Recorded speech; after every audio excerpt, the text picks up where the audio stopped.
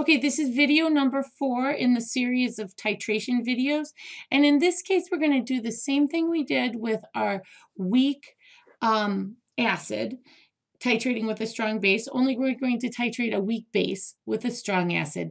And I'm just going to use a generic base. So let's call it base, an aqueous solution of base.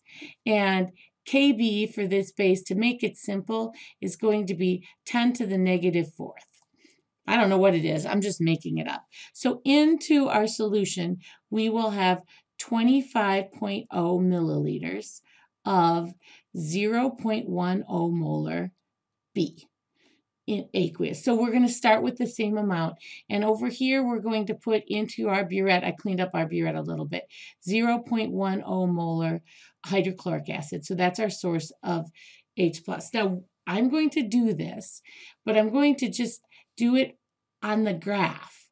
So each of the landmarks are going to be marked on the graph. And I want to make sure, I'll put the pHs down, but you should double check all my calculations. So the graph of a weak base with the strong acid, again, the y-axis is the pH, and the x-axis is the milliliters of H+ added. And this graph is going to start high and go low, and it looks like this. Whoa, we got to get better at that. Ooh, there we go. That will look pretty good. Okay, so right here, at this point, you have just your base in water. So this right here would be a Kb and an ice chart. And you're going to have to start with your concentration.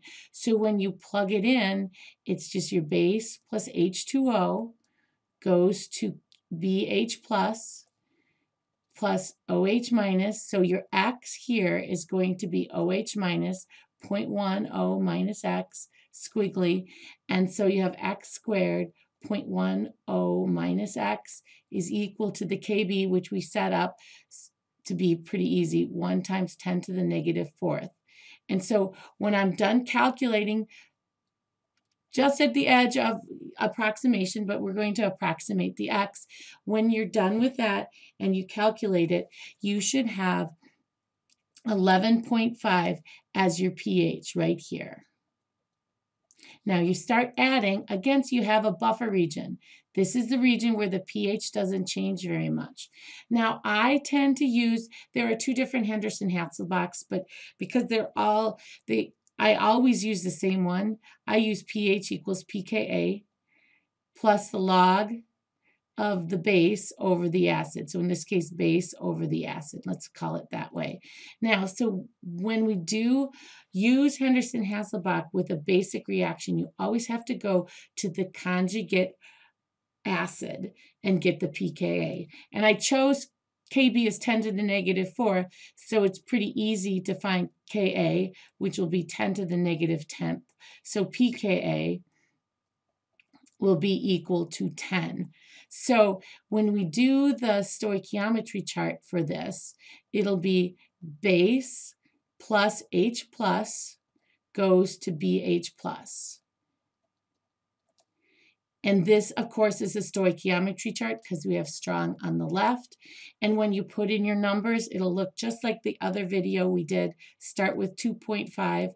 At 10, it's going to be 1.0, lose 1.0, lose 1.0, make 1.0. So you end up with 1.0 as your acid and 1.5 here. So at 10 milliliters, your Henderson-Hasselbalch will be pH will be equal to 10 plus. Now in this case, the base is on the left-hand side, log of 1.5 over 1.0, and your value here will be 10.17. So 10.17. Again, you'll get to a half equivalence point.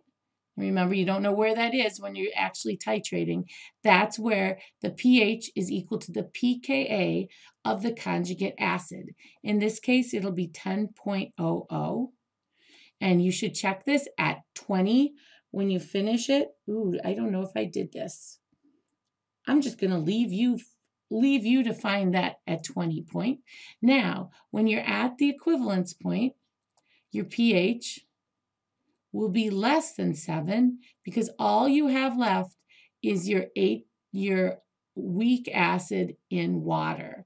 So at this point, you're going to flip the stoichiometry chart and use the Ka of the conjugate plus an ice chart. And remember, you always have to go to concentration here. So when you do that, I'll do this calculation down here. So we have just BH plus in water. So BH plus water, this is a Ka, goes to H3O plus base. And once again, our total concentration will be, our concentration of BH plus will be the same as what we had in the last one because we set up our titration the same, 2.5 over 50, and the 50 comes from 25 plus 25, and so that's equal to 0.050. So 0.050 squiggly x, and remembering our Ka is 10 to the negative 10th. So you have x squared over 0.050 minus x is equal to 10 to the negative 10th. And when you solve this one, your x is H3O plus, and so you find your pH. And the pH here will be 5.65. Now, when you go beyond the equivalence point, then the base becomes your limiting reactant. So we'll clean this up a little bit and put in what happens.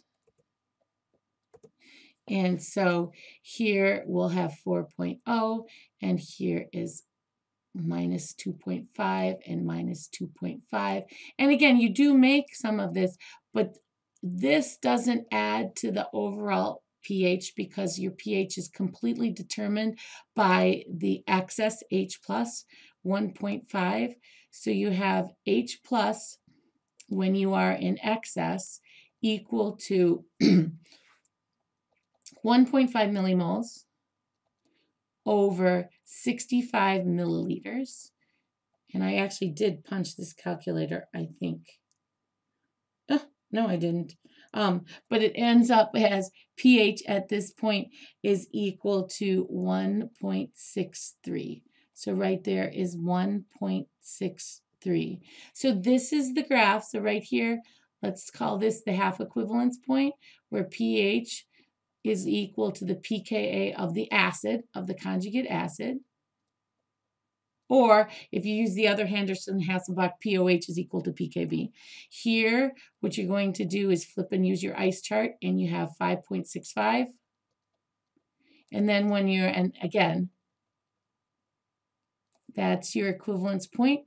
That's what your inflection point in calculus. Here it's 25. Here it's 12.5 for your half equivalence point. And right there, that's going to be 10.00. And at 40, we're down at 1.63.